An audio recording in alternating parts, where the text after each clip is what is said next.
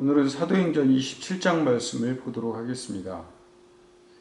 노래를 잘하는 가수들이 목소리가 10년, 20년을 지나면 그 목소리는 조금씩 변하게 됩니다. 노래는 힘이 있어야 부를 수 있습니다. 힘이 있는 젊은 시절의 노래는 힘만으로도 충분히 고음을 올릴 수 있습니다.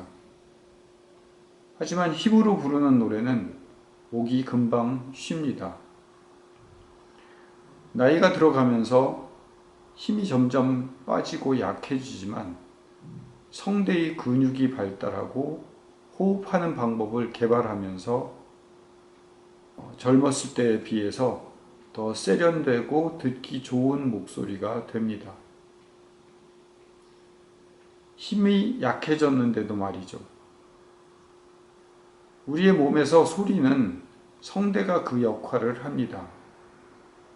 정작 성대 주변의 목에 힘을 주고 노래를 부르면 그 노래는 금방 막히게 됩니다. 목으로부터 가능한 멀어진 곳에 힘을 줄수록 노래는 듣기 좋은 소리가 나게 됩니다. 그래서 두성이라는 이름으로 머리에 울려서 나는 소리가 있고 흉성이라는 말로 가슴에서 울려 나오는 대중가요 같은 음악이 있습니다. 복식호흡이나 다리에 힘을 주어 소리를 내는 성악이나 판소리도 있습니다. 분명히 성대가 울려 나는 소리이지만 힘과 호흡은 머리와 가슴과 배와 다리로 시작이 됩니다. 마찬가지로 팔로 하는 야구는 허리에 힘이 있어야 합니다. 다리로 하는 축구는 폐에 힘이 있어야 합니다. 팔로 무거운 엽기를 드는 힘은 그 출발은 허벅지에서 시작이 됩니다. 스포츠 경기에 참석을 하든 중요한 시험을 치든 면접을 보든 실력만큼 중요한 것이 힘을 빼는 일입니다. 힘이 가장 필요로 할 때 모든 곳에 힘을 빼고 중요한 한 곳에만 힘을 줄 때 많은 좋은 결과를 맺을 수 있게 됩니다. 오늘 사도 바울의 신분은 죄수입니다. 원래 죄수란 떨리고 두렵고 어찌 될지 모르는 불안한 마음으로 재판을 기다리는 사람들입니다.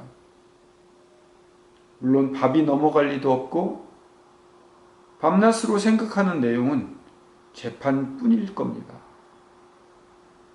어떤 결론이 나올지 궁금해하고 때론 절망적인 마음이 들 때도 있고 때론 곧 풀려날 것 같은 희망이 현실을 더 고문할 때도 있습니다. 바울과 그 죄수들은 그런 걱정으로 가득했고 가득해야만 했습니다. 죄수들을 이끌고 가는 백부장과 선장과 선원은 바람의 위험 때문에 가능하면 섬과 육지를 기대어서 바람막이로 삼고 항해를 하고 있습니다. 그럼에도 바다의 위험과 목숨이 위태로운 풍랑으로 인해서 열흘 이상을 먹을 수 없게 되었습니다.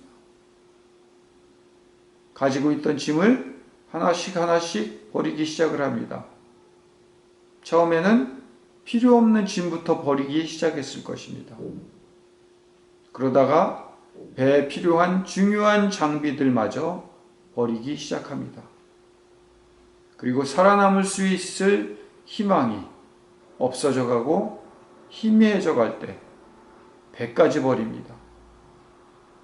구명보트로 병사들만 도망가려고까지 합니다. 물론 인간이라면 죽음으로부터 자유로울 수는 없습니다. 그래서 우리는 죽음을 막으려는 본능을 가지고 있죠. 다만 죽음보다 더 큰 가치를 알고 있는 사람이라면 죽음과 다른 어떤 곳에 힘과 관심을 가지게 될 것입니다. 내 앞에 닥쳐진 죽음을 막으려고 애쓰고 힘쓰는 일을 하기보다는 죽음 위에 계신 하나님을 알게 된다면 우리 살아가는 태도와 생각이 달라질 것입니다. 죽음보다 더 중요한 것을 깨닫고 있는 사람이라면 힘을 빼고 가치 있는 것이 무엇인지를 찾게 될 것입니다. 우리는 인간이기에 살기 위해서는 먹어야 합니다. 하지만 아이러니하게도 병사들과 선원들은 살 소망이 없어지자 먹을 수 없었습니다. 바울은 살기 위해 먹어야 한다고 선원들을 격려합니다. 바울은 죄수입니다. 죄수가 가진 걱정이 있기에 먹을 수 없어야 하는데 오히려 선원과 병사들이 먹을 수 없었습니다. 살 소망이 누구에게 있는지 오늘 이 27장 본문을 통해서 생각해 봐야 할 일입니다. 우리에게는 정작 힘을 주어야 할 때와 힘을 주어야 할 장소가 있습니다. 풍랑과 닥친 현실 앞에 망연자실하고 있을 수밖에 없는 게 우리입니다. 진짜 중요한 것이 무엇인지 찾는 일이 우리가 살아가는 이유입니다. 풍랑 앞에서는 살기 위해 다 버렸습니다. 정작 중요한 배와 사람마저도 버렸습니다. 오늘 우리의 인생을 되돌아봅시다. 한 푼을 위해 우리는 애쓰고 살아갑니다. 그런데 그 애쓰는 일이 틀어지면 머리가 아프고 힘들고 피곤하고 살 소망을 잃기도 합니다. 진짜 힘을 써야 할 곳에 힘을 쓸 줄 모릅니다. 목에 핏대를 세우면 세울수록 더 빨리 목은 쉬고 맙니다. 목으로부터 가능한 먼 곳에 힘을 줄수록 이 성대는 부드러운 소리를 내게 됩니다.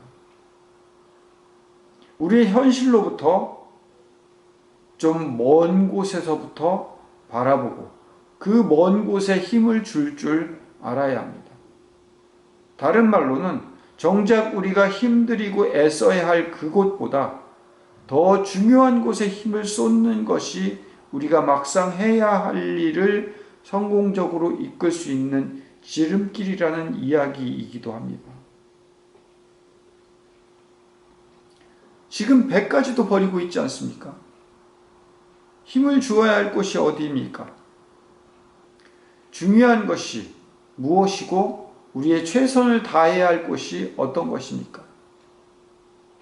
급한 것을 막기 위해 우리 하루하루를 살아가고 있지는 않은지 살펴보아야 합니다.